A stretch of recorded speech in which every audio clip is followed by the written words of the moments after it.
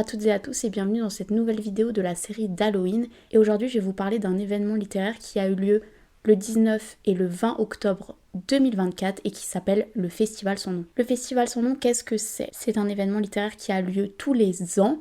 Cette année c'était la 12e édition et il a lieu à Mulhouse en Alsace. C'est un événement qui est consacré à la littérature et plus spécialement au polar mais aussi au thriller. En gros tout ce qui touche un petit peu aux récits horrifiques, étranges ou alors les récits policiers. Je me suis rendue à cet événement cette année pour la première fois. Je voulais vous en parler pour vous donner d'abord mon avis sur cet événement, la gestion, le programme, etc. Et je me suis dit que ce serait aussi cool de vous présenter la sélection du jury, donc plusieurs romans qui sont des thrillers ou des romans policiers et qui ont été mis en concurrence durant ce week-end par un jury pour déterminer lequel est le meilleur. Au programme de ce festival, il y avait non seulement des conférences, des interviews, des animations, mais aussi des rencontres et des dédicaces avec des auteurs. Les sujets qui étaient abordés pendant les conférences ont été très variés. On peut notamment citer le polar connecté, le polar au cœur de l'histoire, mais aussi comment adapter des faits réels dans des ouvrages de fiction. Et pour cela a été invité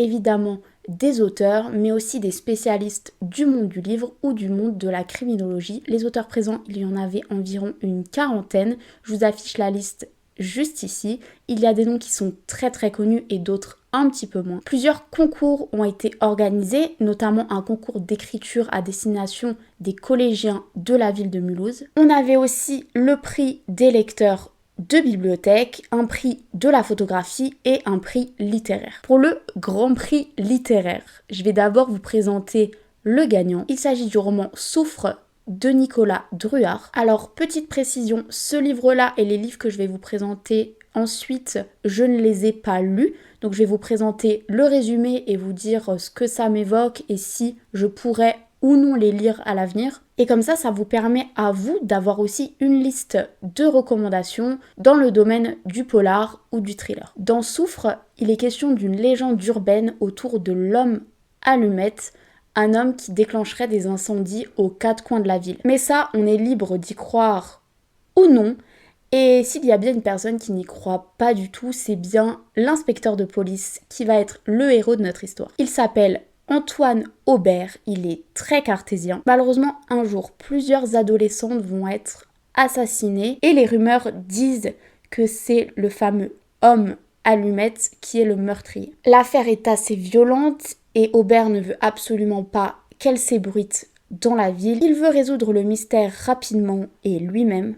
Seulement voilà, une youtubeuse de true crime va s'emparer de l'affaire et mettre son nez dans des affaires qui ne la concernent pas vraiment. Et cette youtubeuse, elle parle de la légende urbaine de l'homme allumette et elle explique comment l'invoquer. Alors, des milliers et des milliers d'internautes vont réaliser cette invocation et il se pourrait que les conséquences puissent être vraiment tragiques. Aubert se lance alors dans une chasse à l'homme contre ce fameux homme allumette, moitié légende, moitié réel.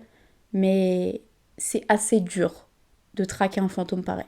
Je sais pas ce que vous en pensez, en tout cas moi c'est un résumé qui me donne plutôt envie, donc je pense qu'un de ces quatre, j'irai peut-être acheter ou emprunter Souffre et je pourrais le lire, c'est complètement une histoire qui pourrait m'intéresser. Et j'imagine, vu que c'est le roman qui a gagné, qui doit être très bon, très intéressant.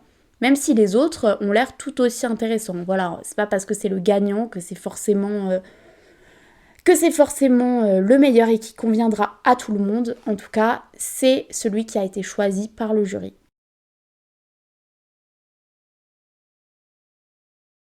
On a le roman À pleurer, tout condamne. On va suivre le personnage d'Alice qui a notamment beaucoup de dettes financières et de problèmes au travail. Elle va décider d'emménager à nouveau dans la maison familiale. Seulement, voilà, son retour va la replonger dans la disparition de sa tante qui a eu lieu 20 ans plus tôt et qui n'est toujours pas résolue. Alice va décider d'enquêter de son côté pour enfin résoudre ce mystère, mais ce n'est pas au goût des habitants du village. Écoutez, on n'a pas plus d'informations dans le synopsis.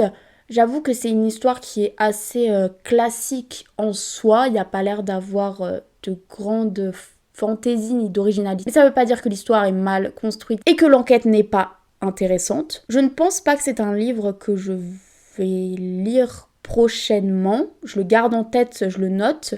Mais j'avoue que c'est pas celui qui m'attire le plus de prime abord. On a Comme si de rien n'était de Barbara Abel. C'est l'histoire du personnage de Adèle qui est la maman d'un petit garçon. C'est un peu une maniaque du contrôle d'après ce que j'ai compris. Elle aime bien que les choses soient faites, très bien organisées, très carrées. Mais vous vous en doutez, tout ne va pas se passer comme prévu puisqu'un jour elle va rencontrer Hugues qui est, d'après ce que j'ai compris, un professeur de musique, donc ça doit être le professeur de musique de son fils probablement, et les deux vont se rencontrer et Hugues va un peu développer un crush pour elle. Et Hugues, c'est clairement l'opposé, sa vie n'est pas du tout organisée, n'est pas du tout rangée, ça a l'air d'être un aventurier, quelqu'un qui se laisse énormément porter. Et puis apparemment tout se passe un petit peu mal dans sa vie, il a perdu son travail, il est célibataire et en fait Hugues a l'air de connaître Adèle, sauf que Adèle ne s'en souvient absolument pas, ou alors c'est ce qu'elle prétend. Et voilà, c'est tout pour le résumé, c'est très très énigmatique, j'ai envie de dire. Ça n'a pas l'air d'être un roman particulièrement horrifique, je pense que c'est plus un roman psychologique. Après, je peux complètement me tromper. Là, je vous dis ça par rapport au résumé qui a été présenté. Écoutez, moi, ça m'intrigue un petit peu cette histoire de ce Hugues qui est sûr et certain de connaître Adèle, alors que Adèle le prétend ne pas du tout le connaître. Donc, j'imagine que ce sera potentiellement un point de vue omniscient ou alors un point de vue externe. C'est un petit peu intriguant, je l'admets. Ensuite, dans la compétition, on avait un roman de Romain Puertolas, je ne sais pas du tout comment ça se prononce, et qui s'appelle Comment est-ce que j'ai retrouvé Xavier Dupont de Ligonnès. Je pense que tout le monde connaît le fait divers autour de Xavier Dupont de Ligonnès, donc c'est quelqu'un qui est soupçonné d'avoir tué toute sa famille, donc ça c'est une histoire vraie qui a eu lieu dans les années 2010. Et c'est une personne qu'on n'a jamais retrouvée. Donc évidemment, il y a toujours des enquêtes qui sont en cours et ça a alimenté beaucoup d'œuvres de fiction puisqu'on se demande où est-ce qu'il a bien pu passer, est-ce qu'il est toujours vivant. Donc ce livre, c'est ce qu'il va explorer. On est sur une œuvre d'auto-fiction qui va traiter de cette enquête-là du point de vue de l'auteur, avec sa théorie personnelle, comment est-ce qu'il a mené l'enquête et comment est-ce qu'il pense l'avoir résolue, même si c'est une enquête qui reste encore ouverte, on n'a pas le fin mot de l'histoire, en tout cas, lui nous donne son fin mot de l'histoire. Écoutez, je pense que ça peut être intéressant de lire ce roman, puisque comme je vous l'ai dit, c'est une affaire qui est extrêmement connue, il y a beaucoup de théories qui circulent dessus. Pourquoi pas se replonger dans cette affaire-là et avoir une nouvelle vision de ce fait divers. Ensuite, on a le roman Duel de Franck Leduc. Cette histoire commence de manière très étrange puisque des cars qui transportaient des enfants, donc des cars scolaires, ont disparu tout simplement et on n'arrive pas à remettre la main dessus. Ce qui veut dire que tous les enfants qui étaient à l'intérieur ont également disparu. On va suivre, comme dans tout bon policier, un commissaire qui va être mis sur l'enquête. Sauf que ce commissaire n'a pas l'air d'être un commissaire très très sérieux puisqu'il est plus occupé à faire la cour. Je dis faire la cour. Suis-je une personne de 90 ans? Il est plus occupé à draguer la négociatrice qui est aussi sur l'enquête plutôt qu'à s'occuper de l'enquête en question. Ce qui peut, j'imagine, compromettre tout ça. Et je pense que vous serez d'accord avec moi. Mais en tout cas, cette disparition de deux cars avec beaucoup d'enfants à l'intérieur me semble très intéressante et peut soulever beaucoup de questions, notamment celle de l'opinion publique, puisque le commissaire est apparemment très très bien vu par l'opinion publique, alors que en réalité, avec ses collègues, il n'est pas forcément très nice. Et c'est pas une personne qui est beaucoup appréciée, puisqu'il a des techniques et des usages un petit peu alternatifs. Voilà. On continue avec un roman qui m'a clairement tapé dans l'œil. C'est un roman de Maxime Girardot qui s'appelle Je te mens. C'est l'histoire d'un écrivain. Déjà, première chose qui fait que je suis très intéressée, puisque les romans qui parlent des écrivains, je les trouve Toujours hyper intéressant. Un écrivain qui malheureusement a le syndrome de la page blanche, il est en gros manque d'inspiration. Et en face de chez lui habite son voisin, évidemment, qui est un jeune homme. Et par des circonstances un petit peu obscures, cet écrivain va avoir une espèce d'obsession pour son voisin. Il va vouloir en savoir beaucoup sur sa vie, ses fréquentations, son passé, etc. Et il va s'aider apparemment pour le stalker d'une intelligence artificielle qui va devenir son espèce d'assistante pour pouvoir pister son voisin. Écoutez, le genre de choses qu'on n'aimerait pas vivre, j'ai envie de dire c'est un petit peu flippant de se faire pister par son voisin d'en face. Et l'auteur va choisir son voisin pour en faire le personnage principal de son roman. Mais il se pourrait que cette fascination morbide le mène à bien des extrêmes. Moi, écoutez, ce roman, je pense que c'est celui qui me tape le plus dans l'œil de cette sélection. Je vais potentiellement me le procurer et le lire. L'avant-dernier roman, il s'agit d'un roman de Marlène Schiarine qui s'appelle La Protégée. On va suivre l'histoire de Maddy qui va être placée sous protection des témoins puisque c'est un témoin clé dans une affaire de violence. Son ex ou ex-mari, je ne sais pas, était un criminel très connu des services de police et donc elle va se retrouver à devoir témoigner contre lui, mais c'est évidemment pas sans difficulté et sans dangerosité. Elle part donc dans une nouvelle vie avec une nouvelle identité, une nouvelle histoire. Elle va être embauchée comme professeure dans un institut pour des enfants qui ont des problèmes psychologiques. Seulement la personne des autorités qui se charge de la protection des témoins de notre héroïne n'est pas tout à fait sûre qu'elle soit très blanche dans l'histoire des crimes de son ex. Et il va décider de mener l'enquête de son côté pour savoir ce que cache cette femme qui est extrêmement énigmatique. Écoutez, ce roman, il m'a l'air très cool, cette espèce de renversement entre la victime, le témoin et une potentielle agresseuse et une potentielle criminelle.